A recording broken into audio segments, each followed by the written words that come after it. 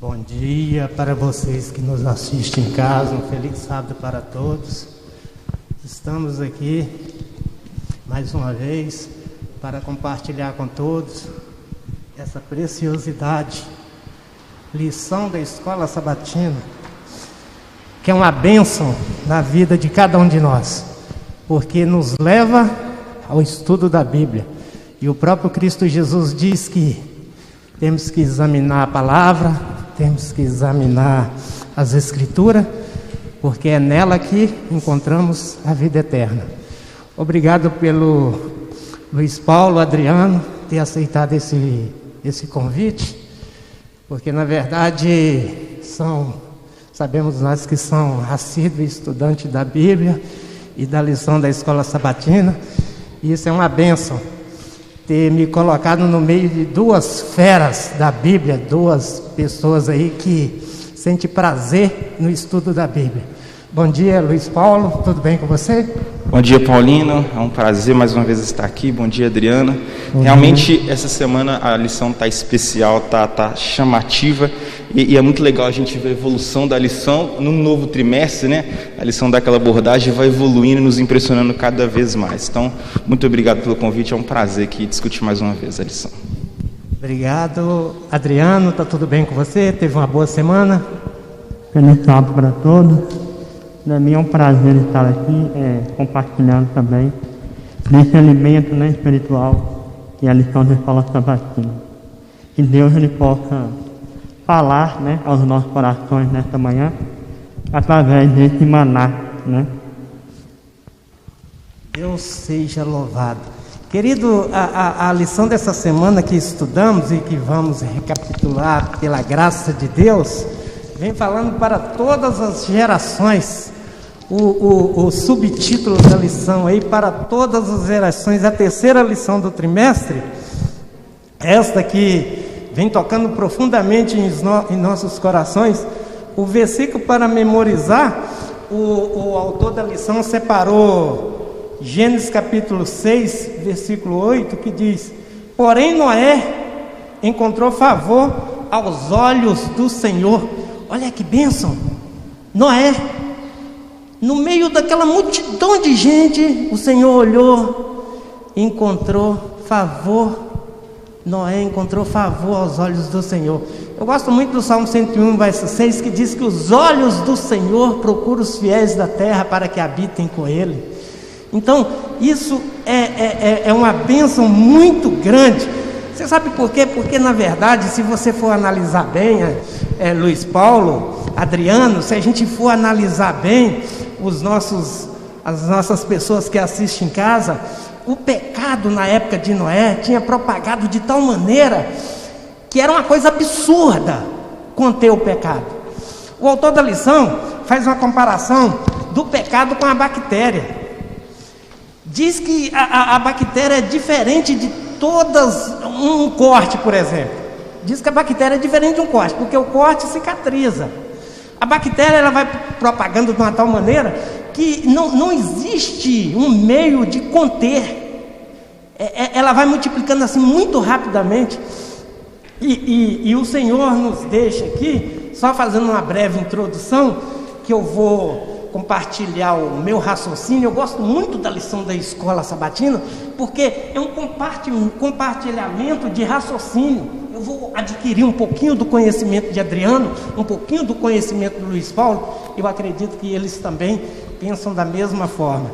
Então, se você for analisar a questão do pecado, Adriano, Paulinho, começou com a cobiça. O pecado começou com a cobiça e ele foi evoluindo de uma tal forma, se essa é a palavra que a gente possa usar, ele foi evoluindo de uma tal forma que depois a mulher teve que mentir. Não, foi a serpente que me enganou. O homem teve que mentir. A mulher que o Senhor me deu, ninguém queria assumir o erro. A verdade é essa, ninguém queria chamar o erro, a responsabilidade para si. É sempre um culpando o outro. Depois Caim fica irado, mata o seu irmão, aí vem o primeiro assassinato. Depois levanta um cidadão lá da linhagem de Caim, chamado Lameque, arruma 2 mulheres, Ada e Zilá, casa com as 2 mulheres, já começou a poligamia. Depois ele se vangloria no pecado. Olha para você ver que absurdo que o homem chegou. Ele já estava se vangloriando no pecado. Ele vira e fala: Caim matou 1, eu matei 2. Eu matei um homem e matei também um homem porque me feriu, e matei uma criança porque me pisou. Sabe? Se Caim era ruim, eu sou 7 vezes pior. O homem se vangloriando no pecado. Aí começa, querido, o julgo desigual. Os filhos de Deus estavam sentindo atração pelas filhas dos homens. A violência foi tão grande nos dias de Noé, mas tão grande violência, que Deus pesou o coração e se entristeceu de ter criado o homem. Essa é a verdade. O coração de Deus ficou pesado de tal forma que ele entristeceu e falou bem assim: basta, o meu espírito não é para sempre com o homem. 120 anos. 120 anos é o tempo de graça para esses antediluvianos. Pergunta que eu faço para você, e quero rebater ela com o Paulinho também. Eu quero sair daqui com conhecimento. Eu vou sugar de vocês o tanto que eu puder. Eu quero ter conhecimento. Em meio a todos o contexto que trata do mal dos antediluvianos, a pergunta 2 destaca Noé em contraste com as outras pessoas que lhe rodeavam. Mas por que Noé? Por quê? Então, como nós vimos, né, como você falou muito bem, aquele tempo, nós lemos também que no livro Patriarcas e Profetas, na página 99, né, o povo estava impossível, né, no pecado. E Deus achou graça em Noé, né? Essa palavra graça, ela quer dizer um favor imerecido, né? Ou seja, Noé, ele era diferente, né, dos demais ali da sua época, né? Aqui fala: Noé era um homem justo, Noé era um homem íntegro e ele andava com Deus. Isso quer dizer que Noé era perfeito? Não, né? Ele achou graça diante de Deus. Isso não quer dizer que Noé era perfeito. Isso quer dizer que Noé era firme em suas convicções, contrárias às influências do mal daquela época, né? Noé, ele se afastava do que era mal. Noé, ele procurava o que era bom. Noé, ele procurava andar em comunhão com Deus diariamente. Essa era a diferença. Isso que Deus queria daquela nação naquele tempo, né? Noé, ele era íntegro. Isso não significa que ele vivia na impecabilidade. E Noé era como todos nós, também pecava, né? Isso significa que ele obedecia a Deus, né? Obedecia os mandamentos, procurava viver na moral que Deus pede, né? E é isso aí. Aqui fala: Noé tem um relacionamento salvífico com o Senhor, né? Por essa razão, o Senhor é capaz de usar Noé para cumprir o seu propósito. Por isso, Pedro, no Novo Testamento, chamou de pregador da justiça, né? Assim como Deus usou Noé, né? Noé foi capaz, mesmo sendo um pecador. Deus, ele pode usar você que está em casa, pode usar o Paulino, o irmão Paulinho, e a mim também, para fazer diferença nesse tempo, que não é diferente do tempo dos antediluvianos, né? Aqui Noé podemos comparar que ele foi uma célula hospedeira do bem, e Caim, uma célula hospedeira do mal. Verdade. Obrigado, Adriano, pelo esse comentário, porque o apóstolo Pedro, ele dá testemunho realmente de Noé. Ele fala que Noé é o pregador da justiça. Então, Paulinho, como que você prefere, Paulinho ou Luiz Paulo? Tanto faz. Então, Paulinho, com esse comentário do Adriano, com o testemunho do apóstolo Pedro, Noé, pregador da justiça, o que é que você acha? Porque em meio àquela multidão, um único homem, Noé, por quê? É difícil porque o próprio contexto do capítulo 6, ele demonstra ali uma coisa, um caos, como você citou. A própria lição, ela sugere a gente consultar o livro Patriarcas e Profetas, porque a gente consegue ali ter uma noção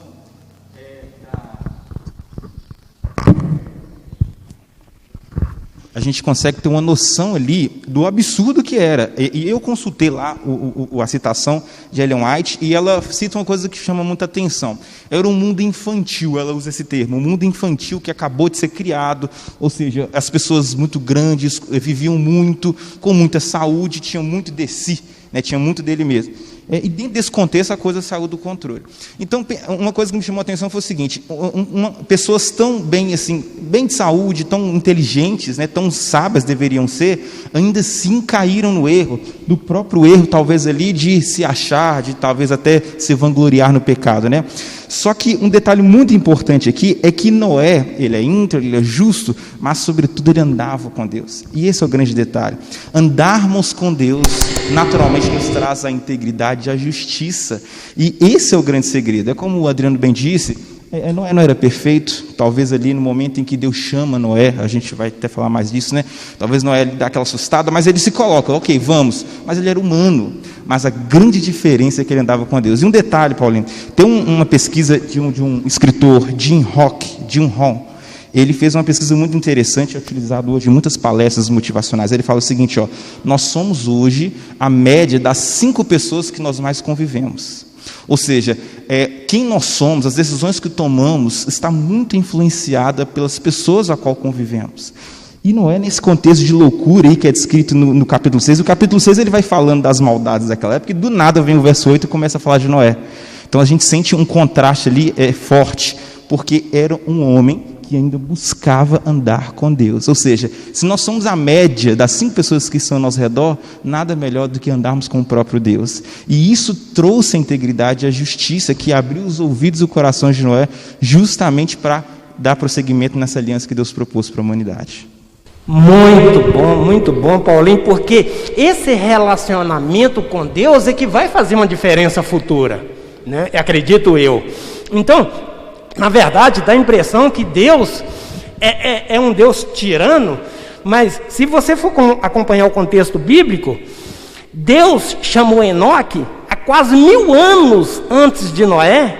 Há quase 1000 anos antes de Noé, Deus chamou Enoque, descortinou o futuro para Enoque de uma tal forma e mostrou o dilúvio para Enoque. Aliás, eu vou além, mostrou até os nossos dias, porque tem uma passagem do próprio Enoque que fala que ele viu milhares de anjos descendo com o Senhor Jesus.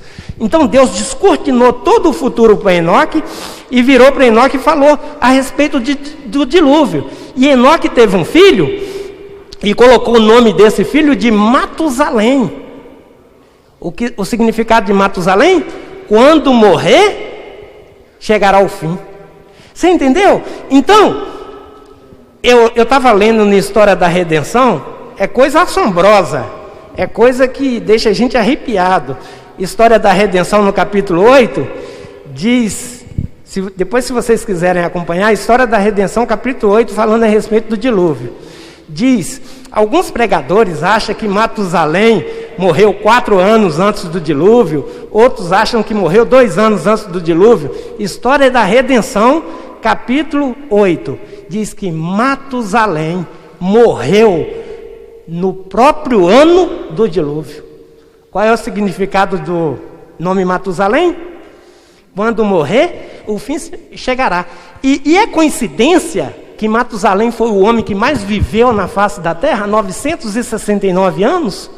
Não é coincidência, isso chama misericórdia de Deus. Que Deus estava dando para o seu povo, um povo incrédulo, que estava continuamente, olha o que a Bíblia fala, continuamente inclinado para o mal, né? Aí Deus chama Noé para fazer uma aliança. Muito bem, aliança com Noé. Pergunta 4. Disse Deus: minha aliança. Olha para você ver, presta atenção nessa pergunta. Minha aliança. O que isso revela sobre a natureza fundamental da aliança? Dá a impressão que a aliança é unilateral, não dá, Paulinho? Não dá, Adriano? Dá a impressão que minha aliança, dá a impressão que a aliança é de Deus, que a aliança é unilateral. O que quer dizer isso aí? Fundamental. Qual é o significado fundamental dessa minha aliança? A aliança, ela tem uma característica comum de realmente ser algo pluridirecional, ou seja, eu tenho mais de uma pessoa entrando num acordo onde ambas as partes geralmente se beneficiam da mesma forma. Só que não é o caso nesse contexto aqui.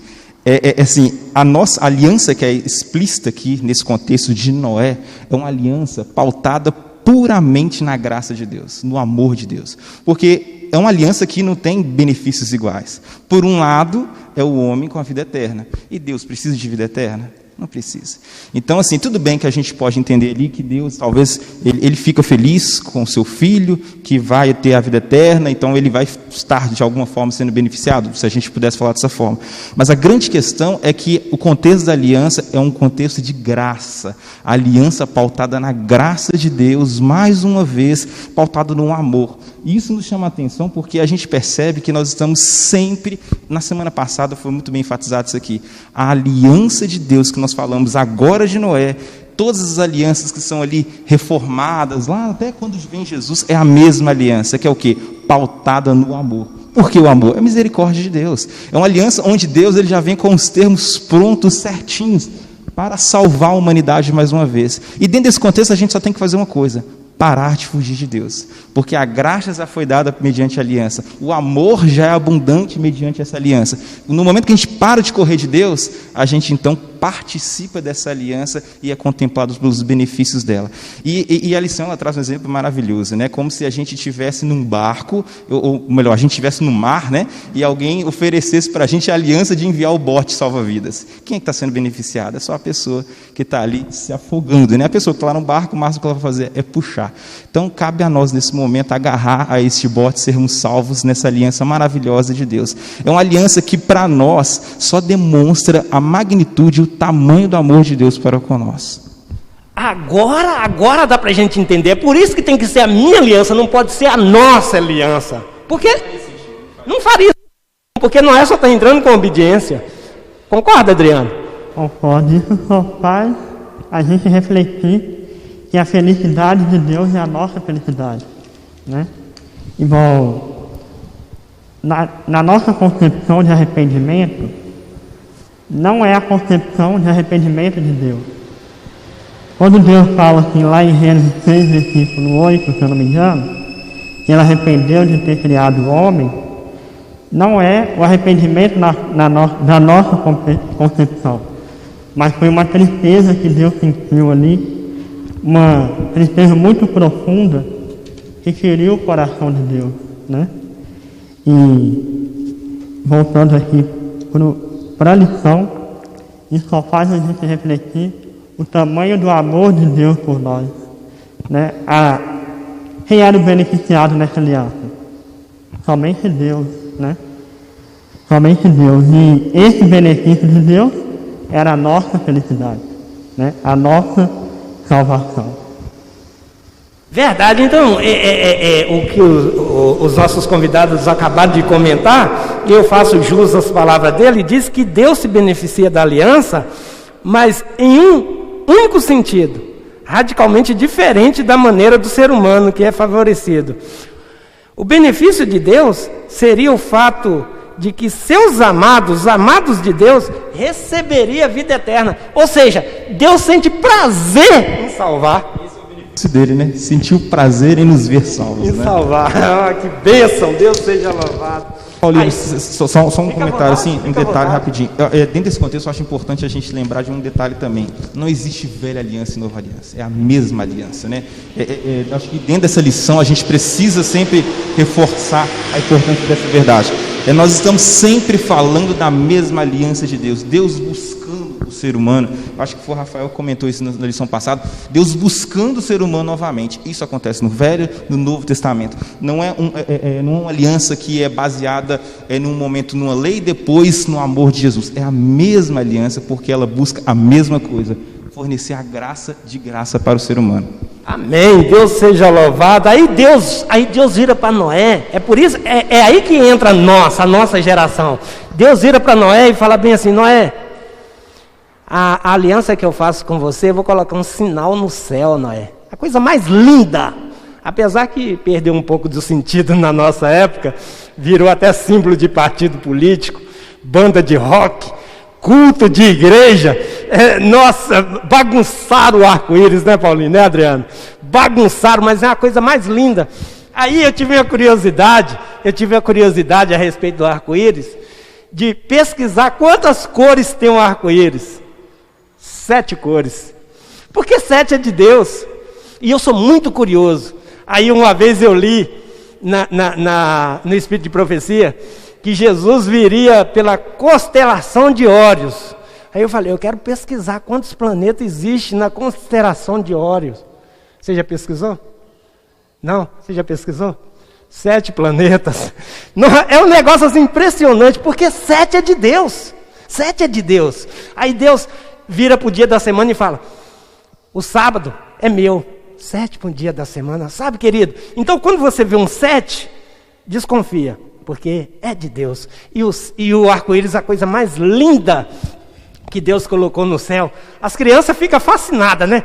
Eu, quando era menino, minha mãe virava para mim e falava assim, não pode chegar na boca do arco-íris, não. Se chegar na boca do arco-íris, ele vai te transportar para o outro lado.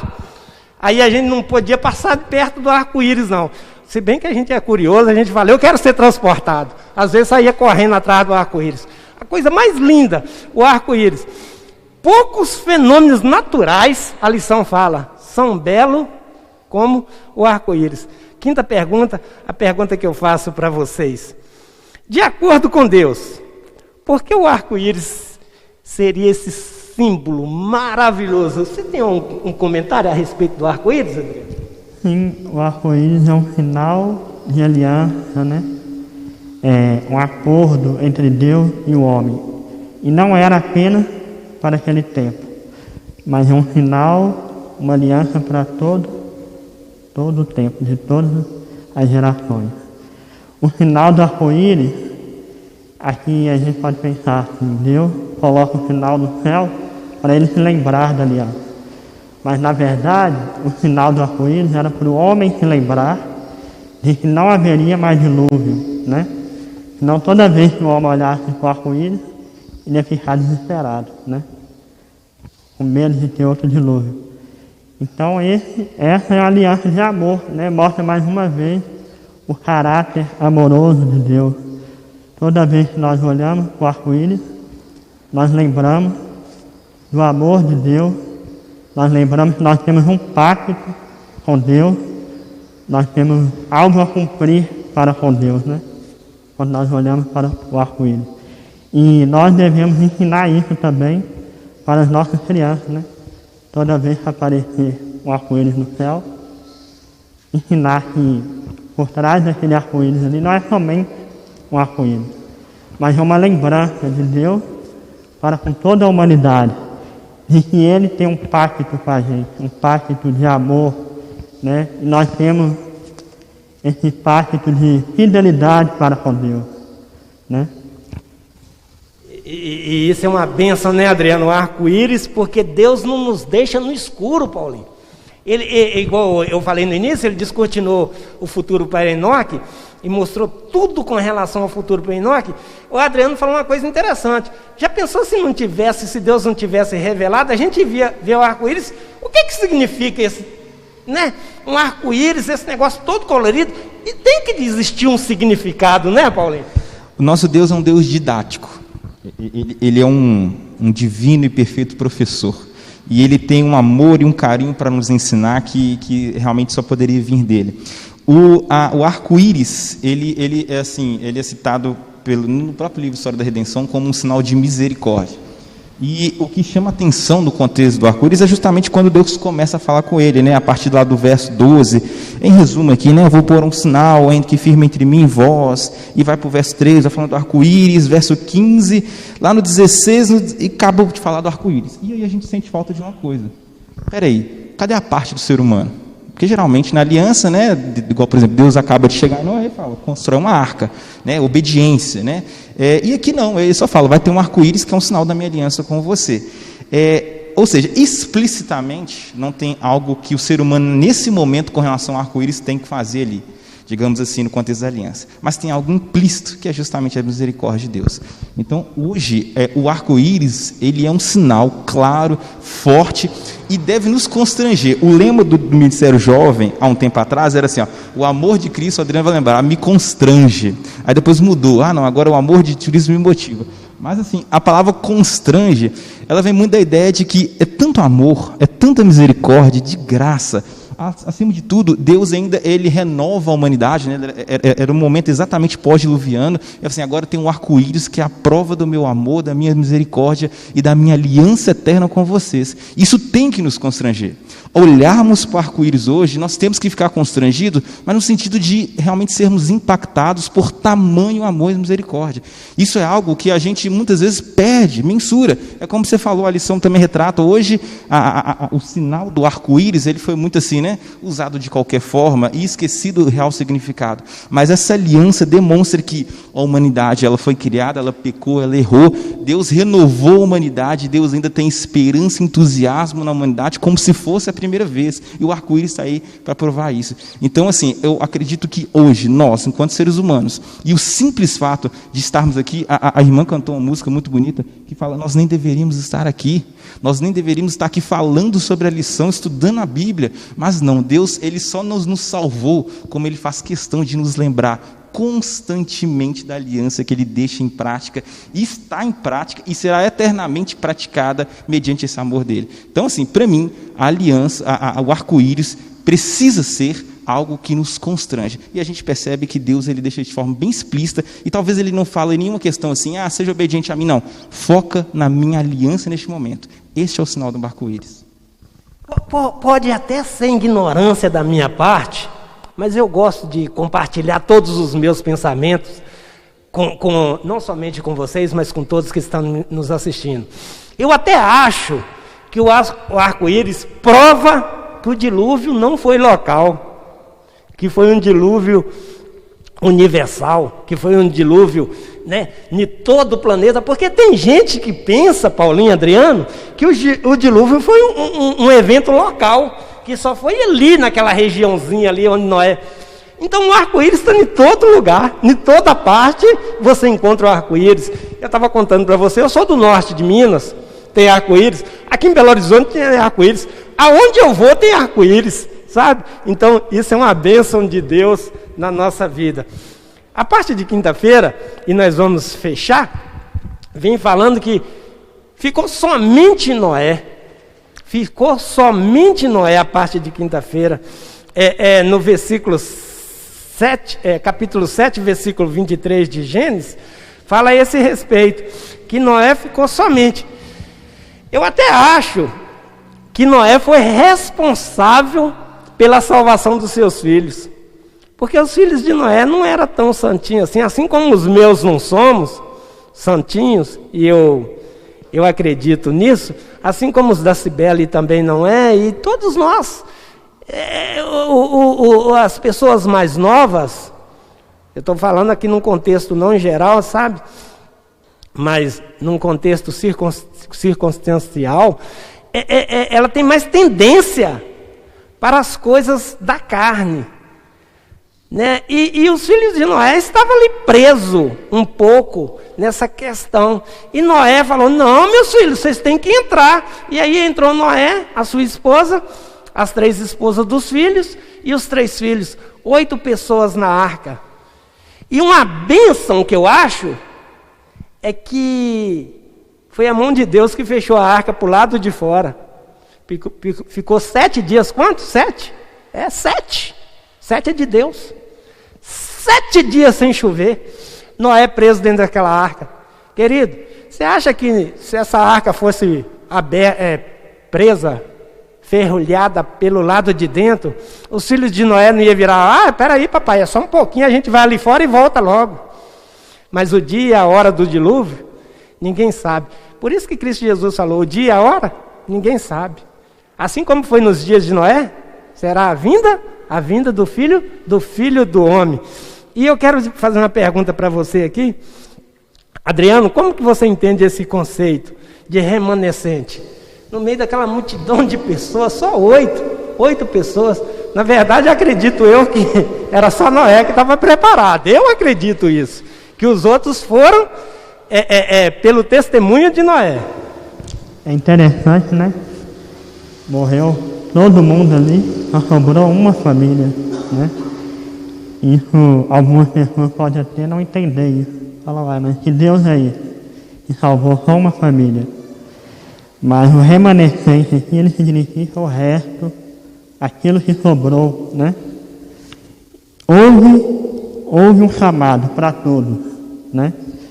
Mas somente aquela família aceitou o chamado, né?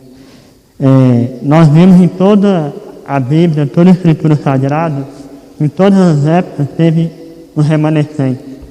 Aquele pouquinho de povo que resolveu obedecer a Deus, né? Resolvia obedecer ao Senhor. E aqui pergunta, quais foram as condições que levaram aquele remanescente? E eu respondo, as condições foram a obediência, né? E assim como naquele tempo, é também hoje. Nós tem essa condição para nós hoje. Se a gente obedecer os mandamentos do Senhor, é a aliança de Deus para conosco, né? E se a gente obedecer esses mandamentos, nós seremos salvos. Assim como aquele povo. Nós seremos os remanescentes de Deus. Assim como nós vimos aqui em Apocalipse 12, versículo 17. Você abrir aqui? Fica à vontade. 12, versículo 17 diz o seguinte: E o dragão irou-se contra a mulher, e foi fazer guerra ao resto da sua semente, os que guardam os mandamentos de Deus e têm o testemunho de Jesus Cristo. Né? Forte, hein? É forte. E está claro aqui, né? Que o restante são os que guardam os mandamentos de Deus, né? A palavra de Deus tem que ser guardada. O salmista fala, guardei a sua palavra no meu coração para não pecar contra ti. E Apocalipse 14, 12. Aqui está a paciência dos santos, os que guardam os mandamentos de Deus e têm a fé em Jesus. Amém. Então, Paulinho, Deus ele respeita as escolhas humanas. Poxa vida, eu não quero entrar na arca. Deus não vai te empurrar e vai te forçar para dentro da arca. Ele respeita as escolhas. Mas verdade é que, através do testemunho de Noé, ele ainda conseguiu salvar 7 pessoas do dilúvio. Que bênção, né? É o que a gente estava comentando, né? A influência das pessoas que você tem no meio, né? Pode ser, eu compactuo com o seu pensamento, que eu acho que talvez os filhos ali, talvez no primeiro momento ficaram animados com a arca, né? Afinal ali tinha os ensinamentos do pai, mas quando fechou a arca, e Ellen White ainda fala que as pessoas só não começaram a balbúrdia, né? Começaram a caçoar mais ainda de Noé, fechou a arca e passa um dia, passa 2 dias e não cai a chuva, e eles só não destruíram a arca porque os anjos de Deus não deixaram. Só que quando eles começaram a ver ali, né? Uma porta subindo ali, sozinha ali, fechando com tanto vigor ali, e as coisas estranhas acontecendo, eles são impressionados primeiro com os animais entrando na arca, né? Os animais entram na arca, por que está acontecendo ali? Como assim os animais estão entrando na arca? Depois a porta que se fecha. Aí passam 1, 2, 3, 4, 5, 6 dias, nada acontece, tá vendo? Nada ia acontecer. No 7º dia ali, quando começam as primeiras gotas de chuva, aí imagina o desespero, aí foi uma loucura. Então assim, realmente, a questão do remanescente ali é algo que a gente tem como resultado ao pensarmos, espera aí, dentro dessa loucura toda, essas pessoas tão arrependidas, se matando, buscando ali os últimos lugares secos da terra ali, para tentar salvar, até o momento que não havia mais lugares secos, a chuva foi violenta. Hoje os indícios e os vestígios que nós temos, com base arqueológica também, a gente percebe o quão foi violento a chuva do dilúvio. Foi algo que destruiu montanhas, pulou pedras para cima. Foi uma destruição absurda, não pelo afogamento em si que as pessoas naturalmente iam ter, mas pela força das águas que vinha do chão, que vinha do céu. Foi uma loucura. E a gente pensa e fala, como que eu faço para ser este que a Bíblia até fala que ficou, o remanescente? Né? No dicionário ainda fala o que sobra, né? A gente tem um termo muito bonito, a gente tem um significado, a gente atribui um significado muito bonito para a palavra remanescente, mas se a gente vê no dicionário é muito feio, fica sobrou o resto, alguma coisa nesse sentido. Mas quem de nós, numa época do dilúvio, não queria ter sido o resto que estava dentro da arca? Nós queríamos. Então, o resto aí, na verdade, são aquelas pessoas. Aí tem aquela questão do remanescente, né? Ou seja, basicamente aquele que aceitou a graça, deu um retorno positivo para essa aliança, a aliança da graça, né? Permitiu a atuação de Deus na sua vida mediante essa aliança e cumpriu a parte que lhe correspondia. E a gente palavrazia aí o Adriano justamente com o Apocalipse 14:12, né? Que são aqueles que guardam os mandamentos de Deus e mantêm a fé em Jesus. Então, peraí, como é que eu faço para ser o que sobrou? Para ser o que ficou? Para ser o remanescente? Para, sobretudo, ser a minoria, mas a minoria que será salva e estará dentro do contexto da aliança de Deus. Basta aceitar a aliança de Deus em minha vida e, consequentemente, deixar que Ele atue sobre isso. Então, isso é uma consequência. E foi o que Noé fez. Diferente, né? Naquele tempo, nós vemos muitos debochando, né? No cristianismo. O povo não está preocupado, né? Está na farra. E lá em Mateus fala que no fim do tempo seria como naquele tempo. As pessoas continuariam se casando, dando-se em casamento, né? Eu acredito que na nossa época está até pior do que aquela época. A gente está caminhando por fim e eu gostei muito do comentário de vocês dois e vou me apegar a uma palavra sua, porque é uma dúvida que as pessoas têm, as pessoas pensam.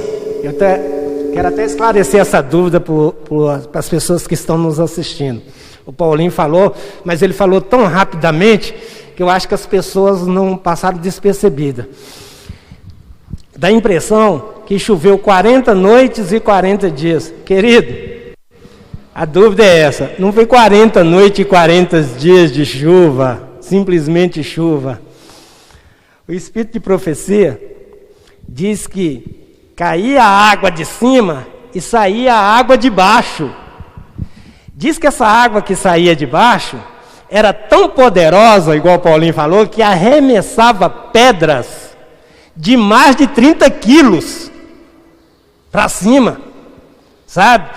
O dilúvio foi coisa assombrosa, a ponto de chegar e deixar essas crateras que vemos aí hoje. Uns até vão mais longe.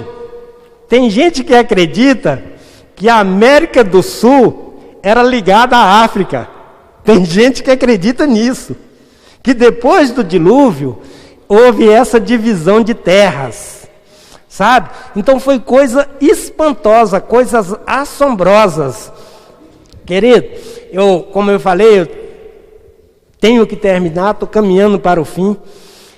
Mas eu quero deixar aqui, Paulinho, que você faça as suas considerações finais para as pessoas que estão nos assistindo.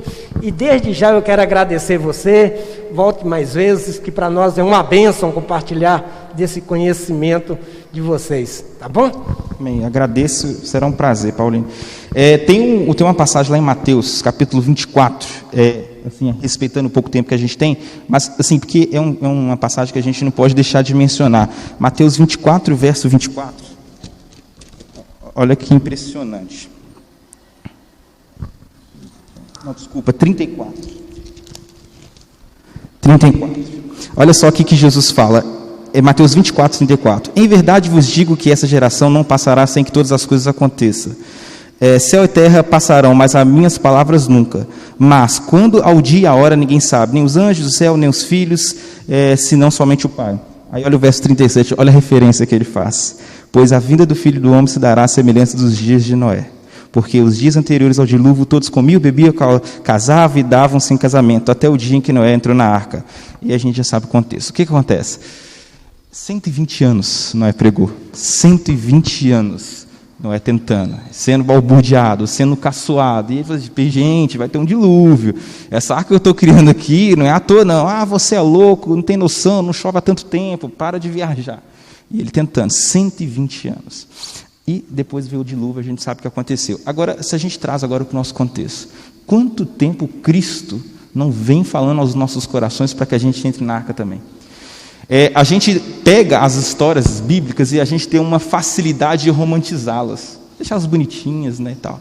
Mas a gente esquece que a aplicação e a clareza da Bíblia, os sinais da aliança, como o próprio arco-íris que a gente falou, são justamente os pontos pontos explícitos para deixar claro que isso é vivo nos dias de hoje. Que nós somos também as pessoas que precisamos tomar as decisões de entrar na arca. E como o Adriano bem falou, talvez de forma até mais intensa do que naquela época. E eu não falo isso porque a destruição vai ser pior do que o dilúvio. Até que vai ser. Mas a questão é, as nossas oportunidades hoje, os acessos aos conhecimentos e os benefícios, os privilégios que Deus nos dá hoje, seria uma ousadia, um atrevimento, uma falta de cuidado tremenda com as nossas próprias vidas, abrirmos mão da aliança de Deus. Isso é muito sério. E a gente tem dificuldade de entender a seriedade disso. Nós vivemos um mundo hoje que faz de tudo com o símbolo de Deus, que coloca à prova a verdade bíblica, que coloca à prova a existência de Deus, um mundo leviano, um mundo mau, um mundo pecaminoso, um mundo que não tem limites, mais do que aquele povo naquela época. Ou seja, qual que é o nosso contexto hoje? E o quão Cristo tem tentado nos buscar hoje da mesma forma. Noé pregava para aquele povo. Jesus hoje nos espera da mesma forma. Como a gente estava brincando, né? Jesus hoje está oferecendo para a gente a salvação. Está enviando o bote salva-vida. Até quando a gente vai relutar e não agarrar esse bote, abraçar essa causa e vivermos pautados nessa aliança, na graça de Deus? Realmente sermos influenciados por esse amor mediante a nossa obediência. Esse é o momento e eu concluo dizendo isso. Deus já nos salvou. A gente só precisa erguer as nossas mãos. Um minuto, Adriano, acredito eu tenho ainda, para você fazer as suas considerações finais. Amém, né? A mensagem é essa, para todas as gerações. Eu vou ficar com esse texto bíblico aqui. Porém, Noé achou graça aos olhos do Senhor, né? Graça, favor imerecido de Deus. Noé era como todos nós, imperfeito. E mesmo assim Deus achou graça em Noé, né?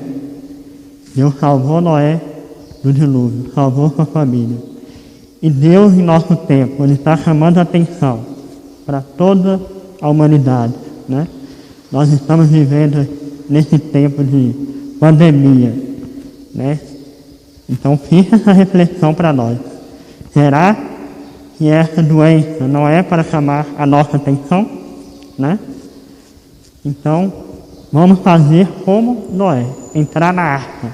Jesus Cristo é a arca, né? Vamos entrar na arca, vamos manter essa comunhão com Deus, como nós estudamos, integridade. Noé era um homem justo, Noé andava com Deus. Então, tudo que nós falamos aqui se resume nisso. Precisamos andar com Deus. Precisamos entrar na arca. Precisamos cumprir esse pacto que Deus fez conosco. Essa aliança, né? A aliança de Deus para conosco é a obediência, a guarda dos mandamentos. Então, nós temos isso. Nós temos que ter essa mentalidade diariamente, né? Obedecer a Deus. Ter essa comunhão com Deus é simples. Colocar a nossa família aos pés do Senhor diariamente, com a leitura da Bíblia, com orações, com jejum, porque esse é o segredo para a nossa salvação. Deus abençoe a todos. que essa lição sirva de reflexão para a nossa vida. Amém. Vamos encerrar, e eu acho que não existe maneira melhor de encerrar do que com oração. E como o Paulinho é o nosso subpastor, né, é o nosso ancião aqui da igreja, eu peço a você que ore para a gente.